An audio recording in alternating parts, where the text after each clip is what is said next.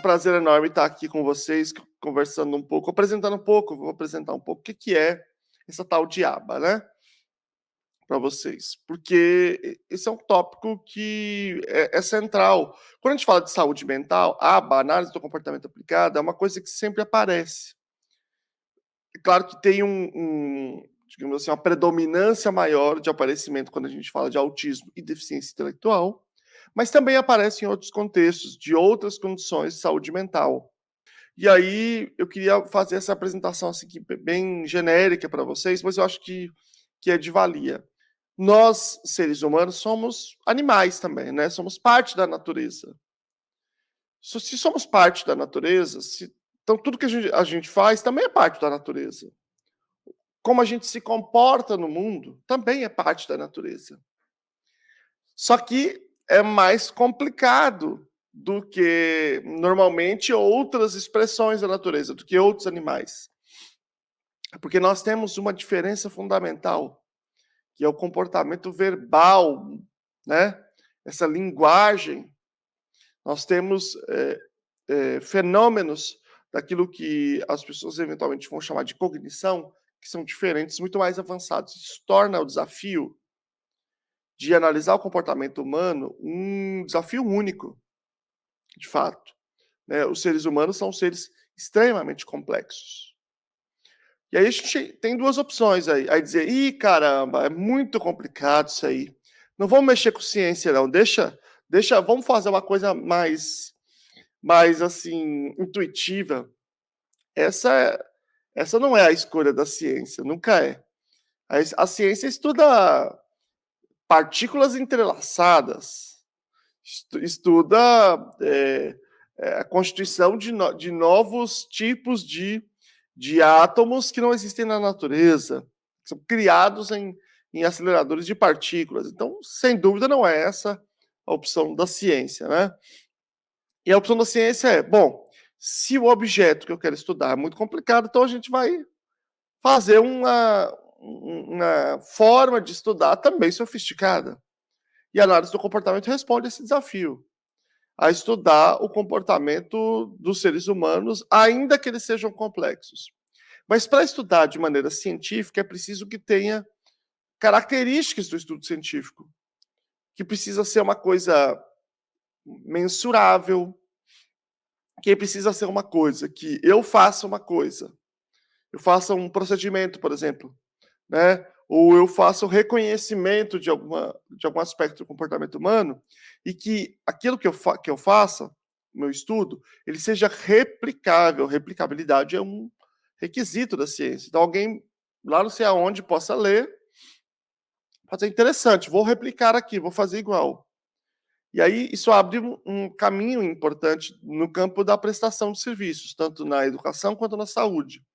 Que se a análise do comportamento é uma ciência que descreve procedimentos, né, replicáveis, então isso quer dizer que aquilo que sai nas revistas mais avançadas do mundo inteiro, eu, na minha clínica, posso fazer os procedimentos mais avançados? Sim, pode. Eu, na minha escola, posso fazer os procedimentos mais avançados que demonstraram melhor evidência para comportamento inadequado, comportamento agressivo, para comportamento para treinamento de pais, para comportamento por exemplo, de autolesão. Eu posso utilizar essas práticas? Sim, desde que você saiba ler esses estudos, interpretar para poder replicar e planejar. Por quê? Porque esses estudos, eles não são receitas de bolo. Faz isso, isso, aquilo, e aí no final faz aquilo outro. Não. Por quê? Porque cada ser humano é diferente. E aí é que entra o grande desafio. Se eu tenho 10 pessoas com autismo ou 10 pessoas com deficiência intelectual, todas as 10 são diferentes. Isso acontece com todas as pessoas, é claro. Mas nesse universo atípico, isso acontece ainda com mais acento. Então, se eu pego 10 pessoas com autismo na praia, eu tô falando da praia porque uma vez eu estava na praia e estava lá os alunos que eram das salas de pessoas com autismo, que eram da paz estavam lá. Então eu estava pensando naquele cenário. E se eu pegar uma pessoa que não tem, não tem conhecimento do diagnóstico e perguntar para ela, senhora, aqui tem 10 pessoas ali, cada uma tem um diagnóstico, elas têm diagnóstico. Vocês acham que é a mesma coisa ou são coisas diferentes? Provavelmente uma pessoa leiga diria, não, isso não tem nada a ver uma coisa com a outra. Não tem melhor cabimento que todos tenham o mesmo diagnóstico. Porque eles eram muito diferentes. Isso faz parte um pouco do quadro, né? Porque o autismo, ele é uma condição complexa que envolve um monte de coisa, mas um dos aspectos mais importantes da constituição do quadro é que esses indivíduos têm uma maior dificuldade da imitação. Todos nós aqui nos achamos muito especiais, assim, somos pessoas especiais, tudo isso, mas a gente acha que aquilo que a gente faz é uma coisa que vem de dentro, que vem da mente, uma coisa assim, né? Na verdade, cada um de nós é uma coleção muito particular, como se fosse uma colagem particular de imitações. A gente imita outras pessoas que passaram pela nossa vida. Quando você tem uma pessoa, um conjunto de pessoas que não se comportam tanto por imitação, você tem um comportamento que acaba sendo mais idiosincrático, né? Ele é mais particular, ele é mais específico, ele é mais realmente mais diferente daquilo que tem no seu entorno. Então, não adianta eu pegar uma receita de bolo, como as pessoas acham que é um método ABA, e sair aplicando em todas as pessoas com autismo. Isso é um absurdo. Porque o comportamento humano não funciona assim. Ele necessariamente é uma coisa complexa. Então, vamos lá. Vamos dar um exemplo. Vou dar um exemplo aqui para vocês do que seria uma intervenção baseada em ABA num caso específico, tá? Vamos imaginar que eu tenho um indivíduo com autismo que ele bate no próprio rosto, tá? Num certo momento da escola, ele bate no próprio rosto ou da clínica. E bate de maneira forte. E aí eu quero investigar. E aí eu peguei lá um artigo que mostra como é que se tratou um caso de uma pessoa. Por exemplo, vou falar de um caso concreto, um estudo do Iwata, que é uma menina que eles chamaram de Suzy. É claro que os nomes são sempre nomes fictícios, né, em estudos, para preservar a identidade da pessoa.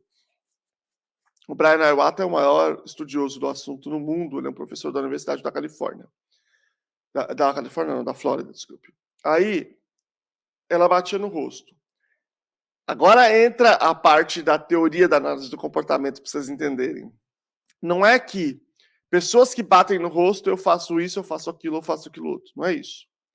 Eu faço uma coisa chamada análise funcional, que é uma das coisas que a gente discute muito, inclusive na pós-graduação. O professor de análise funcional, inclusive do nosso grupo, é o Felipe Lemos. Ele é um dos membros do grupo Lunaba, junto comigo. Ele é um dos maiores especialistas nesse tópico no país. Ele faz parte do grupo do Gregory Hanley, que é o outro cara que disputa junto com o Iwata e os dois grandes nomes aí do mundo nesse assunto. O Felipe faz parte do grupo do Hanley, até publicou com o Hanley esses dias, e que vai aprofundar esse tópico. Mas só apontando aqui, né? Quando você tem um caso como esse, a primeira coisa que a gente faz é essa coisa que é a análise funcional, ou uma avaliação funcional. São procedimentos um pouco diferentes. E o que se vai verificar nesses contextos? Primeiro, em que contexto ela faz isso? Ou seja, quais são os antecedentes diante dos quais ela emite esse comportamento de bater no próprio rosto? E aí ele vai dizer ali quais são os ambientes mais prováveis, menos prováveis, quais são os contextos, quais são os possíveis reforçadores. Porque você se comporta por um reforçador, ou seja, por alguma coisa no ambiente que seja importante para você, quando você está privada dessa coisa. Por exemplo, se eu tiver com fome, é que eu me comporto por comida. Se eu tiver com sede, é que eu me comporto por água. Se eu tiver sem alguma coisa que eu gosto, uma coisa tangível que dê para pegar, como um celular, é que eu me comporto por ele. E não na sua presença, entendeu? Então, a ausência, a privação dessas coisas, isso constitui um antecedente, que a gente chama de operação motivacional. Isso é complexo, mas estou só apontando aqui por cima para vocês, tá? Ele primeiro estudou isso, o Iwata. quais eram os possíveis operações motivacionais e quais eram as possíveis consequências, né, que podiam estar reforçando aquele comportamento. Quais são as mais prováveis? Por sensorial, por estimulação sensorial. O que isso quer dizer? Primeiro tópico aqui, voltando um pouco, né? Quando a gente se comporta porque tem alguma coisa que acontece depois que torna aquele comportamento vantajoso. E se isso acontece uma vez na nossa vida, então esse comportamento se torna mais provável. Daí eu vou repeti-lo. E se quando eu repetir, isso acontecer de novo, e de novo, e de novo, então acontece o que a gente chama de aprendizagem. O comportamento foi aprendido. Por quê? Porque ele se estabeleceu, se fortaleceu dentro das coisas que eu faço num certo contexto. Então a gente tem o A, que é os antecedentes de um certo comportamento, o que acontece antes, qual que é a motivação, qual é o contexto, diante de quem que ele acontece. O comportamento em si, que é o B, e o C, que são as consequências que mantêm esse comportamento acontecendo. Isso pode parecer uma coisa simples, mas para quem já está estudando, eu estou vendo aqui uma opção de gente que já está fazendo a pós. Me falem aí se é uma coisa simples, gente, na hora que a gente vai levar para a prática. Isso é um negócio da maior dificuldade, você começar a aplicar esse esquema no dia a dia. Você começar a entender por que você está aqui assistindo esse curso. Qual que é o A? Qual que é o antecedente? São as operações motivacionais diante das quais você está fazendo isso? O comportamento, ok, já está claro, que é, por exemplo, participando aqui de um evento do CBI. E quais são as consequências que mantêm o seu comportamento de participar de eventos dessa natureza acontecendo? A maior parte dos outros eventos, a gente estuda entendendo que o que acontece antes é o que o seu causador. Não vou nem discutir a questão mais complexa em relação a isso, mas uma coisa causa a outra. No caso do comportamento, o que o causa, entre aspas, é o que acontece depois dele. Olha o nível de complexidade, é a sua consequência. E também é por isso ele é tão difícil de entender, né, na nossa história. Pô, mas continuando, voltando aqui à menina. Você tem, portanto, algumas possibilidades. Pode ser por sensorial, por exemplo, ela bate no rosto. Quando ela bate, o que ela sente, a estimulação proprioceptiva, às vezes até visual, ó, ou tudo junto, ou auditiva, quando ela bate, produz um som também, mantém o comportamento acontecendo. É suficiente para reforçar. E se ela sente quando alguém está presente, e se ela sente quando alguém está ausente também. Portanto, você tem uma maior probabilidade desse comportamento acontecer com ela sozinha. Aí você vai começando a entender essa lógica dessa avaliação. O segundo, tom sensorial é a primeira das funções básicas. A segunda é por esquiva. Por quê? Porque isso aconteceria mais na presença de atividades da escola ou atividades da clínica. E aí, quando ela começa a se bater, alguém diz: olha, tá nervosa hoje, é melhor deixa essa lição para lá. Então ela deixa de fazer uma lição. Ela consegue se esquivar, fugir da lição. Ou às vezes até evitar que ela seja colocada. Pode ser também por tangível, por uma coisa que dá para pegar. Um celular, um caderno, um boneco. Alguém diz assim: olha, tá muito nervosa hoje. Dá o celular para ela acalmar. Alguém diz alguma coisa assim, por exemplo, entrega para ela alguma coisa que dá para pegar, que é tangível. Ó, a Flor Costa já matou aqui onde que eu quero chegar nessa, porque a Flor Costa é uma pessoa que acompanha muito aqui. E aí ela já sabe onde eu vou chegar. Na esquiva sensorial, esquiva por tangível e por atenção.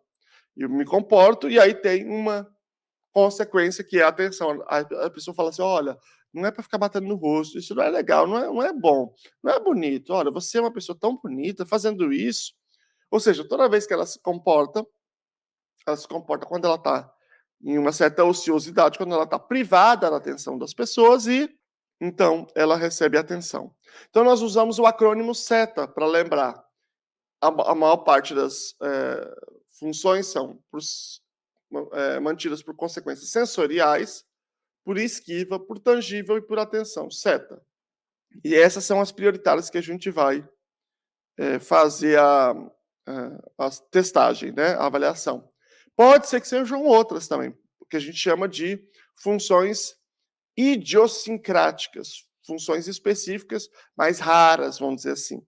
Mas, em geral, são essas 4. A gente faz essa avaliação e vai descobrir o que reforça aquele comportamento.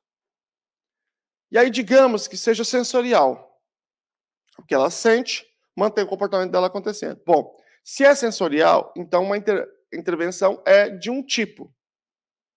Por exemplo, nesse caso, ela seria um procedimento chamado HIRD. Eu não vou explicar os procedimentos que não dá tempo agora.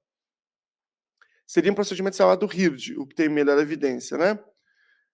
E aí, o HIRD vai ser um tipo de procedimento que vai acontecer diante daquela função. Mas, se a função for por esquiva, então é outro procedimento.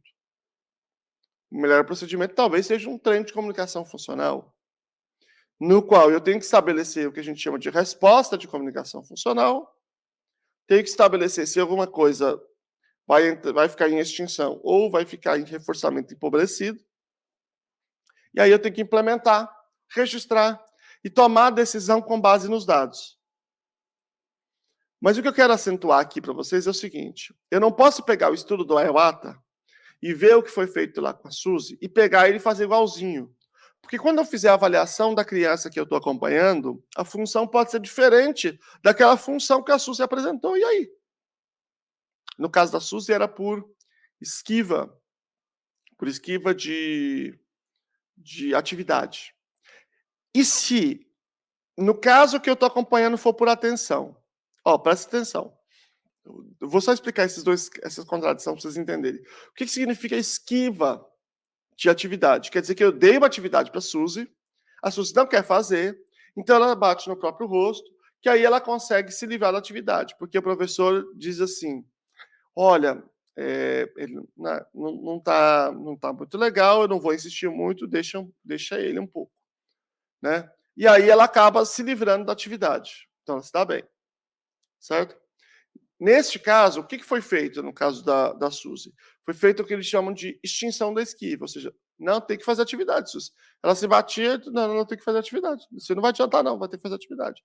E aí o professor dava ali, ó, concentrava a atenção para garantir que ela fizesse atividade. Ok? Bom, acontece que se o seu caso for diferente da Suzy e for por atenção, e você falar assim, não, vou fazer uma extinção da esquiva, que eu vi igual lá no Iwata, vou fazer também. Vou chegar lá e vou garantir a atividade. E eu vou lá e falo, não, tem que fazer atividade, ô fulaninho, quem você está intervindo. Você está dando um monte de atenção, achando que o comportamento é por esquiva. Que seria o que você deveria ter feito naquela situação. Certo? E não é, o comportamento é por atenção. Então, ao você tentar fazer extinção da esquiva com um comportamento que é mantido por atenção, você vai dar mais atenção. Então, você não vai só não conseguir melhorar, você vai piorar o comportamento. Você vai reforçar, você vai dar um caminhão de reforço. Portanto, o que eu quero acentuar aqui, não sei se deu para entender, porque eu sei que é um exemplo um pouco difícil,